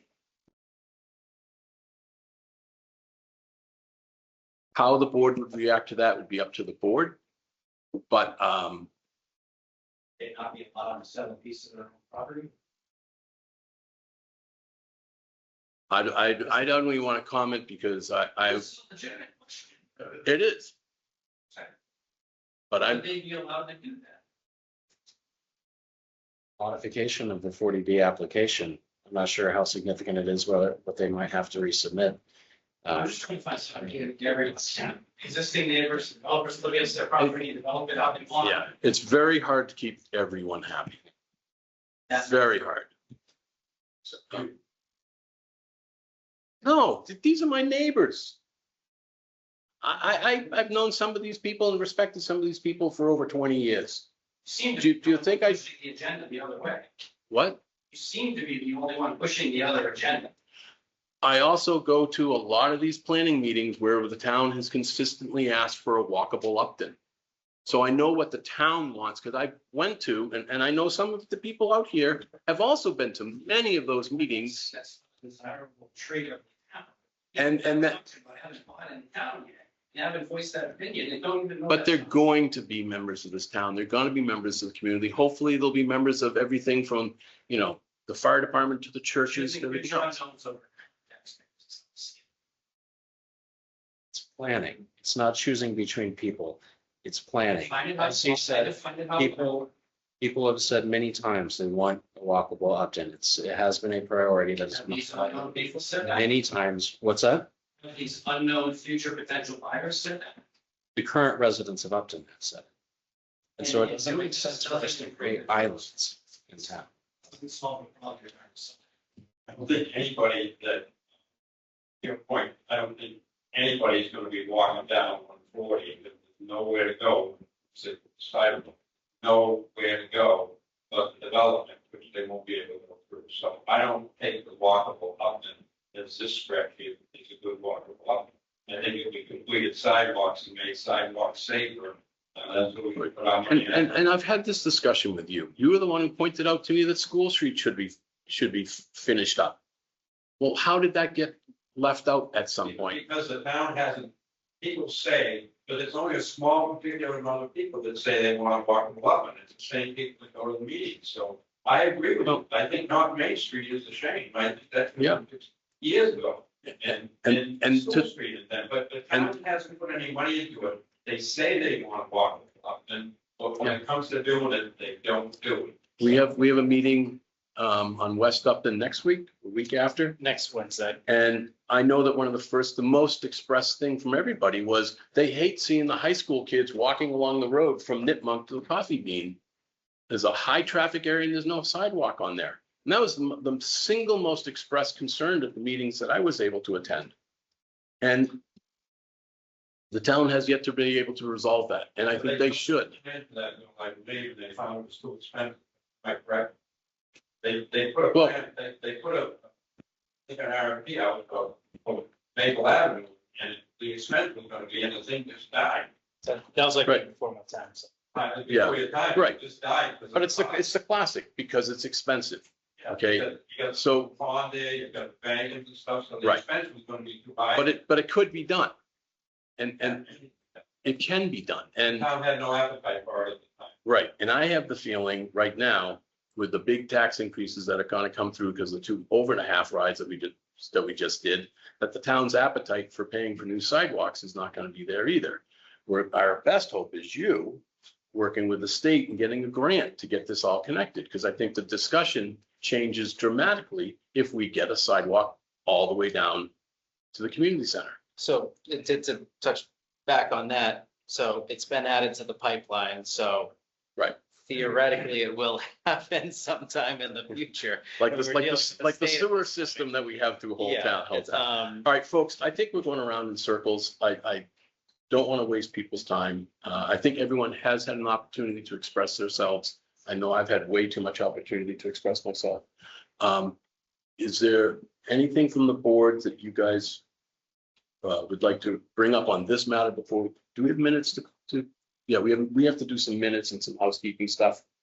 Is there anything else that you'd like to bring to this part of the hearing before we continue it to the next meeting? Yes, sir. Well, I was going to discuss the next meeting, but the agenda. Mike, what's next? Or David, what's next? Or you? We'll touch base. I would suggest, making sure we haven't left anything unturned for traffic. I think Jeff Dirk said he was gonna follow up with a couple things. Yeah, we mostly trying to look at the mass dot. Yeah, stuff. that was one of them, which I was able to resolve. Yeah, I think maybe next meeting, we like clean up, obviously, any engineering thing that comes up, as Yeah. long as Steve gets it. I mean, the other thing we could do is, there's like the waivers, I did look, there was gets updated waivers, I did email it. So I can make sure we send that and circulate it, but we could start the like review, just because the waivers, if you guys remember from last time, we just go one by one, and then like later on, then we do go through comprehensive permit, and start to go through what like the board wants to condition, so we could coordinate the lawyers. We can start that, but I'm fine, but I want to make sure that we, whatever happens with conservation, I know they do not have the authority to parlay in this, but you guys have been good enough to work with them. I would like to get their recommendations. I think that'd be a good discussion point. I would say based off Concom, right, we may miss one just because they're peer reviewing, but then they meet twice a month. So I imagine if they're not ready next meeting with like what they're gonna ask the board to do, or make suggestions, they'll be ready by the next meeting in July. So we're working with Concom, and I believe our secretary, but that peer review has been ordered, so we, Are they meeting on the 10th? Do you know? they are meeting in, the June, I think it's June 10th, we'll back up. I think they're meeting next week too, the peer review will be ready in time, so we'll be in front of them probably. But all that being said, I think it's very reasonable based on our first meeting, that by July, we will have like their kind of recommendations. Yeah, Mr. Chair, I think based on the reviews that you've had submitted and the items that are outstanding for civil and stormwater, I think it probably does make sense to start heading towards identifying the waivers, assuming that the items that were brought up tonight are addressed in revisions. Start identifying waivers, start identifying conditions, any conditions that were left out. I wrote in for my list of conditions tonight, just removing reference to emergency access off of Brook Street, right? Per the fire department comments. Yeah, we don't need the So that'll emergency be- exits, yeah. But that was all I had as a result of tonight's discussion. There was, Dave Pine had sent in revised architectural renderings to you today. And I had responded with a question or two. We can also engage in a conversation about, the renderings, the facade. If you have strong opinions about that or any which way, maybe you can engage in that conversation next time. But yeah, I think we're heading towards, in my opinion, wrapping up, maybe not in June, but maybe a decision in July. Like their revised architectural renderings. Yeah, they just sent them out today. So He sent it to us around 10. yeah, I emailed them to you just shortly before the meeting. It'll be up on the website as well. Yeah. So can I just clarify? I think you said in an email, Mike, that the changing the output readings was a result of Mr. Lowe's talking to the neighbours. Yeah. Yeah. Mhm. Okay. I need a motion to close this part of it. You don't need to close anything. I would suggest making a motion to continue to June 17th. Okay. Yeah, I move that we continue this 3B to June 17th. Okay. Like Bill, aye. Bill Anderson, aye. Thank you, everybody. Thank you, everybody.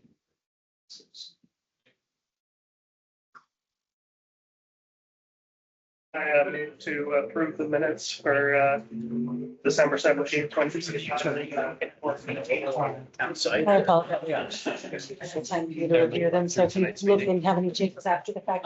Some of them are, you should be able to find. I was gonna say.